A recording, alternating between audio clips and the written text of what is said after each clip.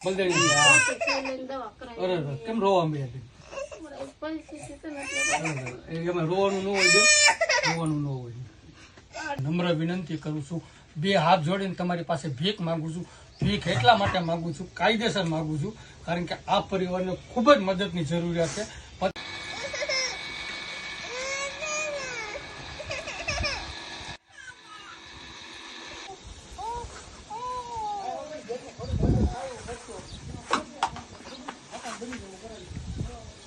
તો જય દ્વારકાધીશ મિત્રો, અત્યારે આપણે છે ને એક તળાજા તાલુકાનું પીપરલા ગામ છે, ત્યાં આપણે આવેલા છે.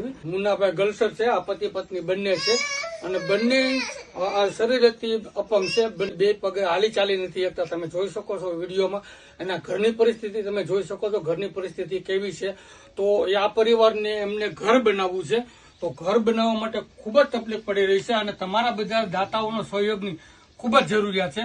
તો તમે બધા જો લોકો ફૂલની તો ફૂલની પાકડી મદદ કરશો ને, તો આ બે પરિવાર છે, જે પતિ પત્ની છે, બે અપંગ છે. અને તમારે બાળકો કેટલા છે? બે બાળકો, એક આવડવા છે ને બીજો નિશાળા. કેટલું ભણે? ચોથું ભણે છે. અને ચોથું ભણે છે એમનો બાળક. અને એમની ઘરની પરિસ્થિતિ તમે આગળ વિડીયોમાં જુઓ, તમે ઉપર હું તમને બતાવું છું, એ રીતની પરિસ્થિતિ છે હાવ ઘરની.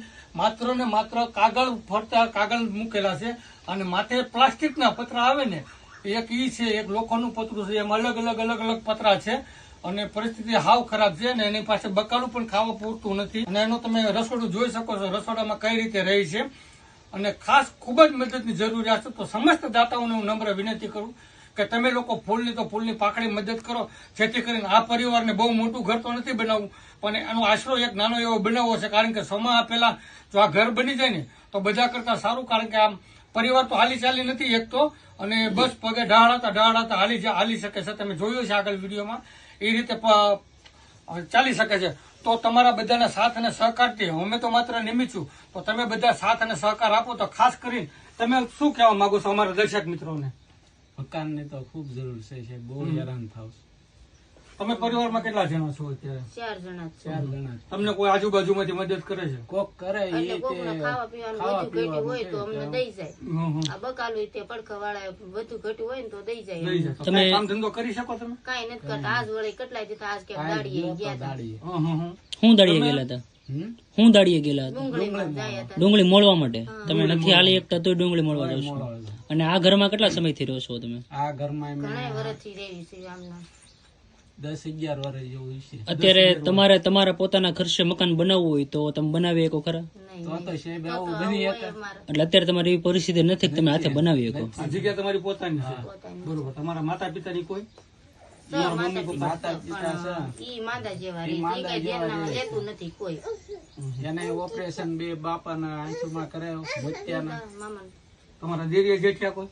એવું કોઈ આ પત્ર આપ્યા તોય એમને ઓલા અલગ માંથી બધું પાડી દીધું હતું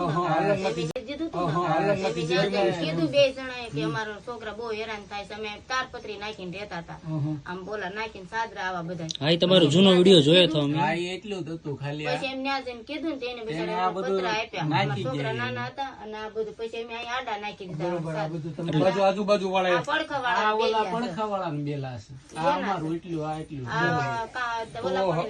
ખાસ કરીને તો આ પરિવાર પાસે આમ ગણો તો કાંઈ નથી, પણ તમારા બધાના સાથ અને સહકારની ખૂબ જ જરૂરિયાત છે. તો તમે બધા ફૂલની તો ફૂલની પાકડી મદદ કરો, જેથી કરીને આ પરિવારનું ઘર આપણે વહેલાસર બનાવી દઈએ, સૌ સાથે મળીને બનાવીએ. અને કેટલા સમયથી તમારી પરિસ્થિતિ આવી છે? બસ એ આ 10-11 વર્ષ. 10-11 વર્ષથી. અને તમે જે અપંગ છો એ પહેલેથી છો કે? બરોબર. પહેલેથી 5 વર્ષનો નાનગવડ્યો હતો ત્યારથી મને જોટા થઈ ગયા. તાવમાં મારો મોટો છોકરો છે ને, એને એવી તકલીફ છે, એને જોટા થઈ ગયા હતા. એને માઇન્ડ એને કાગળિયા છે મારી પાસે. આપણે અહીં સતીશર સાહેબ છે કે ને, એને મારો બહુ ધ્યાન રાખ્યું. સદવિશર તળાજા? હા, બલદેવી. અરે કેમ રોવા માંડ્યા? એમાં રોવાનું ન હોય, રોવાનું ન હોય. તમારે શું વધારે મદદની જરૂર? મકાનની મદદની જરૂર છે. છોકરા મારે હેરાન થાય, બીજું તો વાંધો નથી. ચોમાસામાં તો પડખા વાળા કે ભાઈ આવો અમારા ઘરે. ચોમાસામાં પાણી પડે? બહુ પડે. પાણી બધે પાણી જ પડે. આ તો એમાં કાગળ નાખીને રહેતા હતા. કાગળ કાઢી નાખ્યું. કેમ કે ઉંદેડા બહુ વધી ગયા.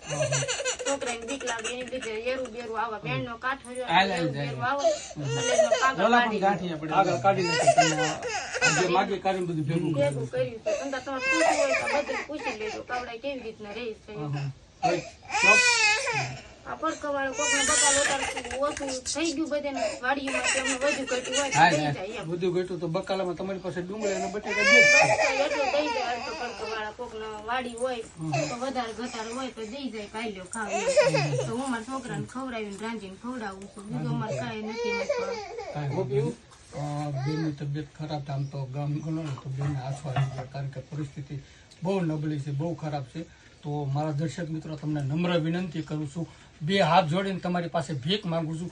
ભીખ એટલા માટે માંગુ છું, કાયદેસર માંગુ છું, કારણ કે આ પરિવારને ખૂબ જ મદદની જરૂરિયાત છે.